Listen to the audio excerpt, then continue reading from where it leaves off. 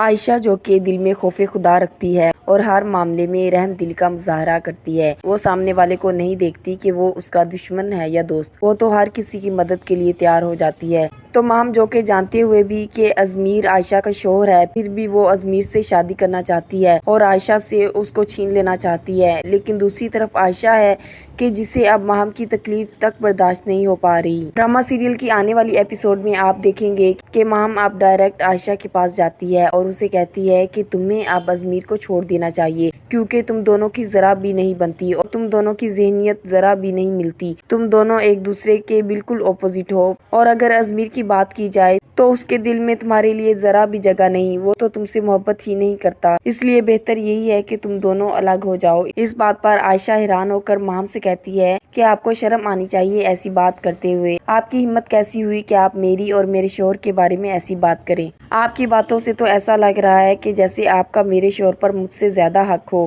اور ازمیر سے تو میں بے پناہ محبت کرتی ہوں اور اس کی محبت تو میں خیرات میں بھی منظور کر لوں گی۔ ماہم کو تو اب عائشہ کی باتیں سن کر غصہ آنے لگتا ہے کہ عائشہ سے تو اب بات کرنے کا کوئی فائدہ نہیں۔ وہ غصے سے بھری نوشین بیگم کے پاس جاتی ہے اور کہتی ہے کہ عائشہ تو ویسی ہے ہی نہیں جیسا اس نے لبادہ اوڑھ رکھا ہے، وہ تو بہت ہی مکار اور چلاک لڑکی ہے، اور آج اس کا جو بدلہ روپ میں نے دیکھا ہے میں تو دیکھ کر حیران ہی ہو گئی۔ میں اس کو منہ توڑ جواب دے سکتی تھی، لیکن پھر آپ کی اور ازمیر کی عزت کی خاطر میں نے اس کا لحاظ کیا۔ تو نوشین بیگم اب ماہم سے کہتی ہے کہ اس لیے تو تم مجھے بہت اچھی لگتی ہو، اور یہ تمہاری اچھی تربیت کا ہی نتیجہ ہے کہ تم نے اسے منہ نہیں لگایا، تو اس کے لیے میں تمہاری شکر گزار ہوں، ورنہ پتہ نہیں بات کہاں سے کہاں پہنچ جاتی۔ بہتر یہی ہے کہ تم عائشہ سے دور ہی رہو اور سب معاملات مجھ پر چھوڑ دو، میں سب کچھ ٹھیک کر دوں گی، تم فکر مت کرو۔ جب ماہم ہاسپٹل جانے لگتی ہے تو سیڑھیوں سے اترتے ہوئے اس کا پاؤں پھسل جاتا ہے اور وہ بری طرح گر جاتی ہے اور اس کو کافی چوٹیں آتی ہیں۔ تو اب عائشہ ہی ہوتی ہے جو کہ اس کا خیال رکھتی ہے اور اس کی دیکھ بھال کرتی ہے۔ ماہم عائشہ کے اس رویے کو دیکھ کر تھوڑا شرمندہ ضرور ہوتی ہے اور وہ دل میں عائشہ کو اچھا سمجھنے لگتی ہے۔ وہ نوشین بیگم کے پاس جا کر کہتی ہے کہ عائشہ نے جس طرح سے میری دیکھ بھال کی اور جس طرح سے اس نے خیال کیا میرا،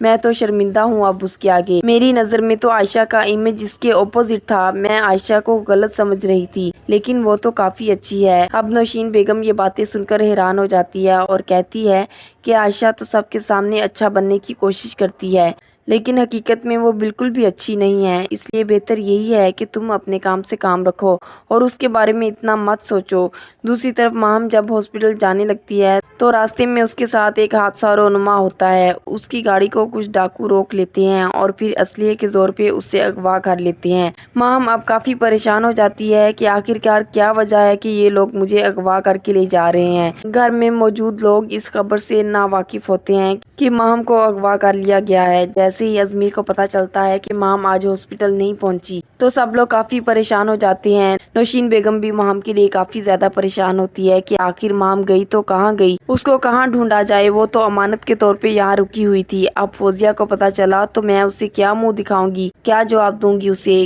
کہ میں اس کی بیٹی کا خیال ہی نہ رکھ پائی۔ ازمیر اب عائشہ کے پاس جاتا ہے اور کہتا ہے کہ تم نے ماہم کے ساتھ جو بھی سلوک کیا وہ سراسر غلط تھا، تمہیں ایسا نہیں کرنا چاہیے تھا۔ تو عائشہ کہتی ہے کہ اگر میں نے اسے دو ٹوک جواب دے ہی دیا تو آپ اس کی حمایت کرنے کیوں آ گئے ہیں، آپ پتہ نہیں کس وجہ سے اس کی سائیڈ لے رہے ہیں۔ ازمیر اب عائشہ سے کہتا ہے کہ تمہاری باتوں سے تو ایسا لگ رہا ہے کہ تم ماہم سے جیلس ہو رہی ہو۔ تو عائشہ اب کہتی ہے کہ کچھ ایسا ہی سمجھ لو، میں اس سے جیلس ہی ہو رہی ہوں کیونکہ وہ میری جگہ لینا چاہتی ہے اور میرے حقوق مجھ سے چھیننا چاہتی ہے اور آپ اس میں برابر کے شریک ہیں۔ دوسری طرف فرقان صاحب ازمیر کو آپ سمجھانے لگتے ہیں کہ تمہیں عائشہ کے ساتھ ایسا ہرگز نہیں کرنا چاہیے۔ تو ازمیر کہتا ہے کہ میں اب عائشہ کے ساتھ مزید نہیں چل سکتا کیونکہ اس کے ساتھ میری زندگی صرف اور صرف کمپرومائز پر چل رہی ہے، میری زندگی میں تو کوئی خوشی اور کسی قسم کا بھی چارم نہیں ہے۔